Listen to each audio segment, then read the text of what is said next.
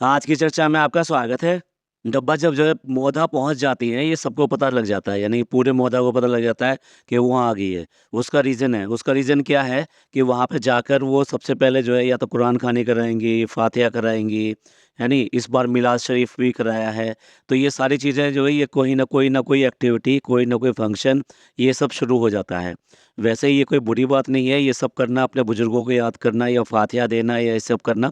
लेकिन देखने वाली बात ये है कि वहाँ पे वो जाते हैं तो सिर्फ़ और सिर्फ़ ये सब करने के लिए जाते हैं और वहाँ पर जो अपनी जो फ़ैमिली है, उसके साथ में क्या टाइम स्पेंड करना है, कैसे करना है, घर में क्या हो रहा है, आगे की क्या नीतियाँ हैं, आगे घर में क्या करना है, किस तरह से इस प्रॉब्लम जो आ रही है उनको सॉल्यूशन लेना है, ये सब से कोई मतलब नहीं है। यही वजह है कि उनको हमेशा नाराज़गी रहती है सास-ससुर को कि ये आती हैं मेहमानों की तरह और यहाँ से निकल लेती हैं।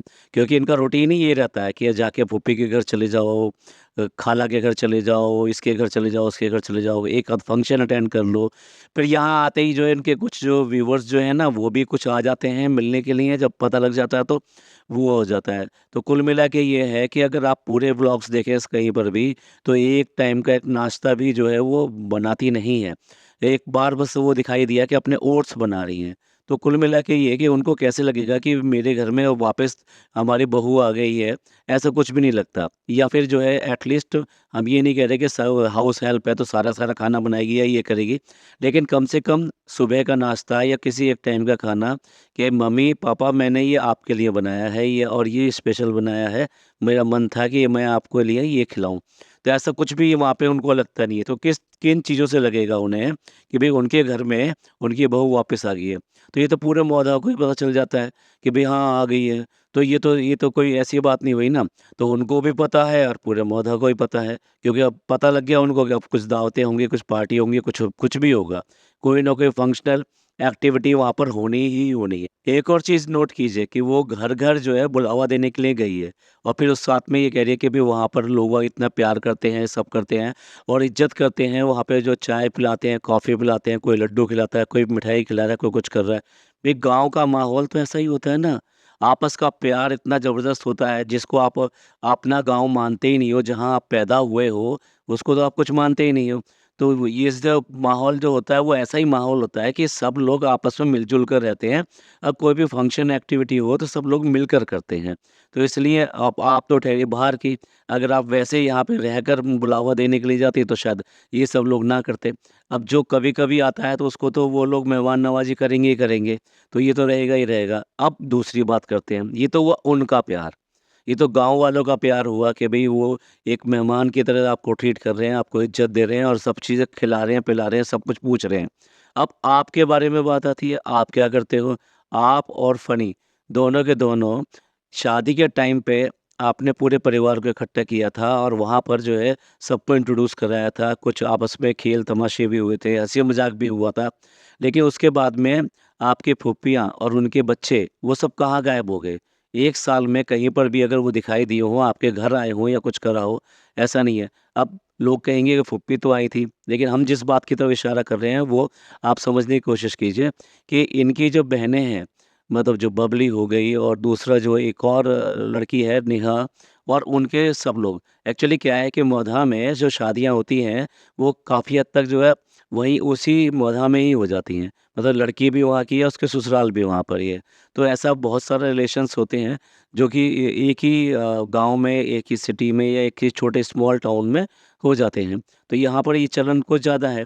तो ये तो पहले से ही यहाँ पे रहते थे ना, तो ये कोई नई बात तो है नहीं।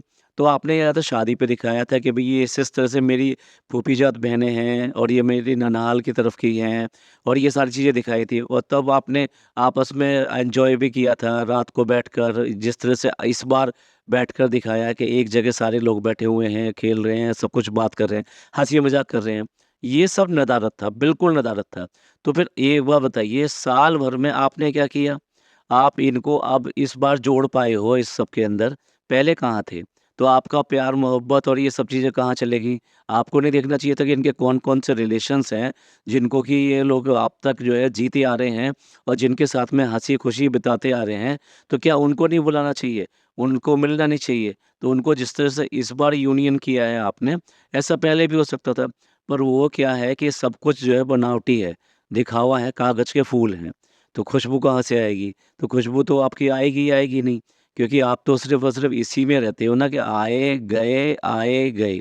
कौन क्या कर रहा है, क्या नहीं है, कि 4 दिन में, 1 हफ़्ते में आप क्या देख पाओगे? आप कुछ नहीं देख पाओगे। और फिर उसमें भी जब बाहर-बाहर ही पे एक पैर बाहर, एक पैर अंदर, तो फिर आप कैसे करके ये सब चीज़ें ऑब्ज़र्व कर पाओगे? और इन रिश्तों के साथ में न्याय कहाँ मिलेगा? और वो रिश्ते भी जो है एक दिन क्या होता है कि मुरझा जाते हैं, फिर ये हो जाता है कि भई ठीक है, अगर वो नहीं आते हमारे घर, तो हम ही क्यों जाएँ? तो इस तरह से एक दिन वो रिश्ते पूरी तरह से मुरझा जाते हैं। तो ये हमारे ऊपर होता है कि हम उनको कैसे बनाए रखें और क कैसे उनको फ्रेश रखें। आपको तो वही आदत पड़ी हुई है ना जो शहर में होती है, जो बड़े-बड़े सिटी में होती है, पहले हेलो, हाय और उसके बाद में द एंड।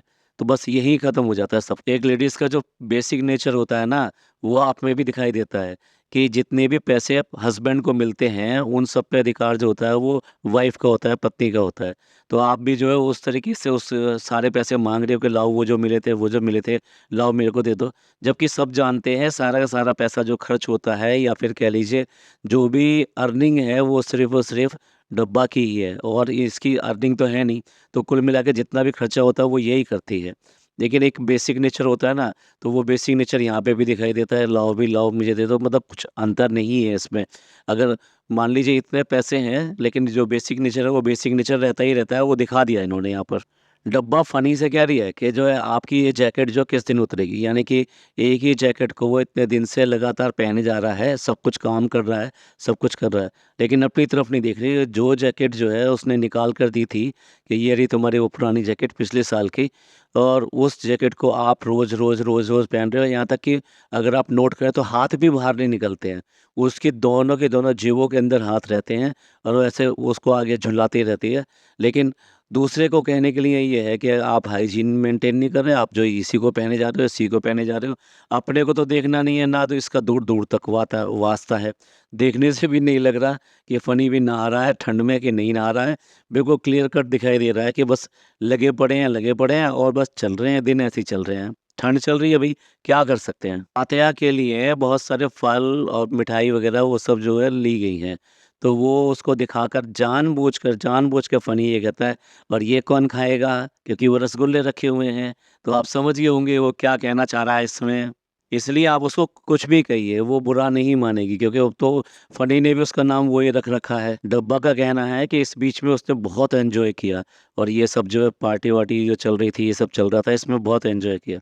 भई तुम तो एन्जॉय करने के लिए ही तो यहाँ पर आए हो, ये तुम्हारा घर थोड़ा ना जो तुम्हें काम करना है या तुम्हें देखभाल करनी है। वो जो कर रहा है उससे पूछो, वो बार-बार कह रहा है कि थके पड़े हैं और इतना काम है, इस सब में बहुत ज़्यादा थकावट जाती है। पहले सबको खाना-वाना खिलाओ, उसके बाद में सब वो खाने का उसको अरेंजमेंट करो कि भई कैसे-कैसे उसको डिस्ट्रीब्यूट करना है, क्योंकि खाना खराब नहीं होना चाहिए। तो इसलिए जो भी खाना बच जाता है, वो सारे गेस्ट वगैरह जो होते हैं आस-पास के उन सबको या अपने मिलने-जुलने वाले लोगों को डिस्ट्रीब्यूट कर दिया जाता है। तो आप उनसे पूछ के देखिए ना, जो लोग काम कर रहे हैं, आपको तो क्या करना है, सिर्फ़ देखना ही है ना, तो उसमें क्या थकावन होनी होनी है। आपको तो सिर्फ़ और सिर्फ़ मज़े करना है और वही एन्जॉय करने आप यहाँ पे आते हो। चलिए, ब्राइड टू बी के नाम पे कम से कम आपने किसी को कोई खुशी तो दी। लेकिन ये सब चीज़ें भी आप जो है ऐसा लगता है कि व्लॉग के कंटेंट के लिए करते हो। लेकिन किसी के लिए भी सही, कम से कम एक अच्छी चीज़ तो आपने करी, किसी को तो खुशी दी। चाहे उसको 1 साल बाद याद किया हो, मतलब 1 साल आपको पता भी नहीं था कि बबली कहाँ है, नहीं है, और कभी कोई बात नहीं और कभी कुछ दिखाया नहीं। लेकिन चलिए, कम से कम एक बार तो आपने खुशी दी। अच्छा, साथ में ये और कहती हैं कि फ़नी में मेल ईगो नहीं है, वो कोई भी काम हो वो झटापट कर देता है। ईगो रखनी क्यों है मैडम? ये अपना घर है, आप नहीं करोगे तो कौन करेगा? आप क्या मुँह दिखाओगे किसी को कि ये जेंट्स का काम है, ये लेडीज़ का काम है? जब काम आता है और घरवाले जो देखते हैं तो वो खुद लग जाते हैं इसमें। आपने शायद ये सब अपने यहाँ घर में कुछ किया ही नहीं है या आपने इस चीज़ को देखी ही नहीं है, तो आप कहाँ ईगो की कहाँ बात करते हो? अपने घर का काम करने में कैसी ईगो? अपने घर का काम करने में तो सब लोग करते हैं और करना भी चाहिए। तो आज यहीं तक, मिलते हैं अगले पॉडकास्ट में। ये पॉडकास्ट अच्छा लगा हो तो प्लीज़ लाइक कीजिए, सब्सक्राइब कीजिए और शेयर कीजिए। खुश रहिए, अपने लोगों का ख्याल रखिए। थैंक यू, धन्यवाद, शुक्रिया।